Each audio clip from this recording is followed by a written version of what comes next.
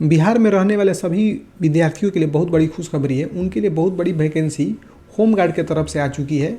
यानी कि जो ऑनलाइन करने का लिंक है यहाँ पर है, और इस फॉर्म को अप्लाई करने का जो डेट है 5 तारीख से शुरू हो रहा है, और जो अंतिम तिथि है भाई 5 फरवरी तक है। यानी कि करीब करीब आपको 1 महीने का समय इसमें मिल रहा है।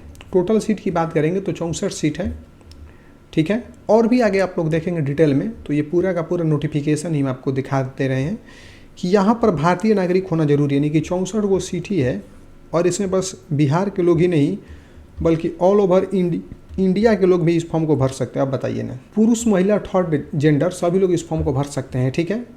अच्छा, सबसे खास बात ये यहाँ पर कुछ चीज़ें आप लोग देख लीजिएगा वीडियो को रोक के, ठीक है। यहाँ पर अभ्यर्थियों को मतलब कम से कम 1/8/2025 तक इंटर पास हो जाना चाहिए, ठीक है।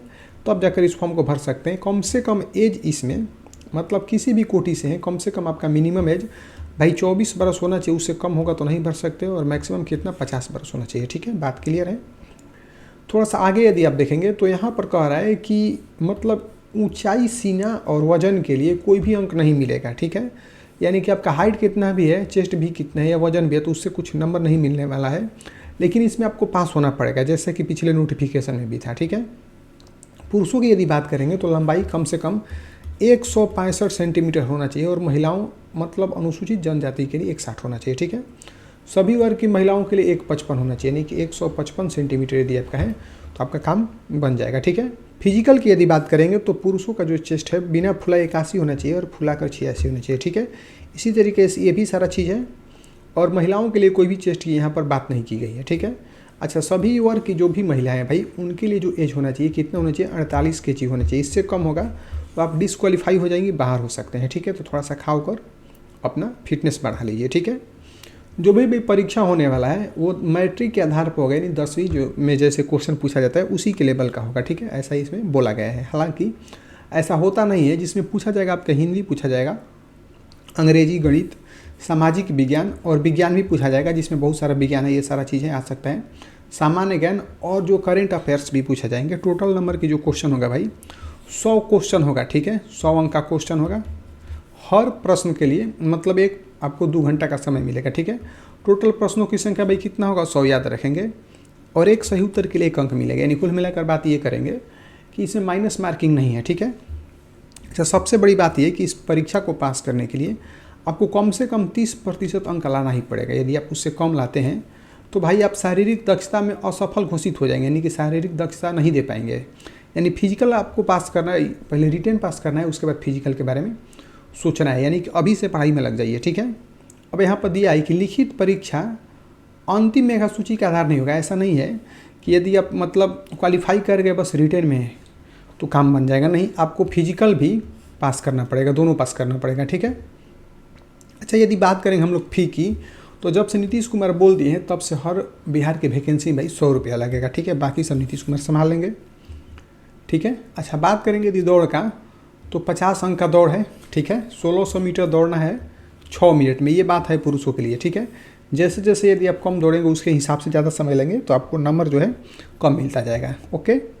महिलाओं के लिए भाई देखिए 1 किलोमीटर दौड़ना है मात्र और मात्र कितना मिनट में भाई, 5 मिनट में, ठीक है। यदि 4 मिनट से कम में दौड़ते हैं तो 50 मिनट मिलता है, और यहाँ पर मतलब 4 मिनट 20 सेकंड लेते हैं तो 40 नंबर ऐसे आपको मिलता जाता है, ठीक है।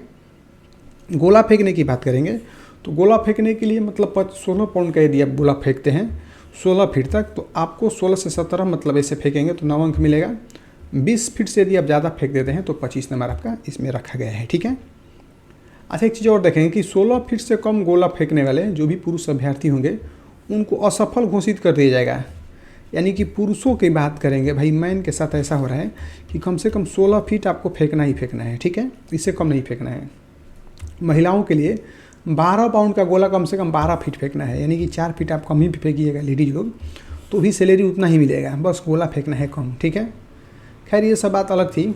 हाइट की यहाँ पर बात कर दी गई है, मतलब ऊंची कूद की, ये सारा चीज़ है, ठीक है। मेन चीज़ हम लोग आइए देखते हैं।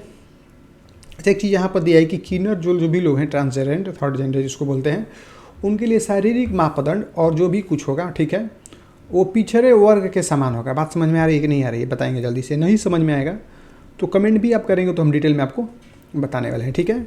अब थोड़ा सा सीट बंटवारे की बात कर लेते हैं हम लोग। जो लोग अनारक्षित कैटेगरी से आते हैं यानी यूआर कैटेगरी से आते हैं उनके लिए 26 सीट है और महिलाओं के लिए इसमें 9 सीट रखा गया, ठीक है। अनुसूचित जाति के लिए 10 है तो महिलाओं के लिए 4 है। अनुसूचित जनजाति पुरुष के लिए 1 है तो महिलाओं के लिए लड्डू है, मतलब नहीं है। अत्यंत पिछड़ा वर्ग के लिए 11 है, महिलाओं के लिए 4 है। पिछड़ा वर्ग के लिए 8 है तो महिलाओं के लिए 3 है। इस तरह से आप लोग देख सकते हैं, ठीक है। टोटल मिलाकर भाई 64 पद हो जाता है, जिसमें से 1 सीट आपका स्वतंत्रता सेनानी के लिए है, जो कि ये सीट बिक चुका है पहले से ही, ऐसा होता ही है, कोई बड़ी बात नहीं है, ठीक है। और भी सारा जानकारी है। सबसे बड़ी बात यह है कि इस सभी कैटेगरी के लोगों के लिए मात्र और मात्र 100 रुपया लगा है, ठीक है। आपको फॉर्म भरने का बता चुके हैं, वेबसाइट कौन सा है फिर से बता दें कि इस वाले वेबसाइट से जाकर इस फॉर्म को भर सकते हैं। यदि फॉर्म भरने में कहीं से कोई परेशानी हो रही है या नोटिफिकेशन में कुछ भी चीज़ आपको समझ में नहीं आ रहा है तो कृपया करके कमेंट करिए, उस कमेंट का रिप्लाई भी देंगे और हो सकता है उस पर वीडियो भी बनाया जाएगा, ठीक है। ऐसे ही सरकारी नौकरी की जानकारी के लिए चैनल को फॉलो करते रहें।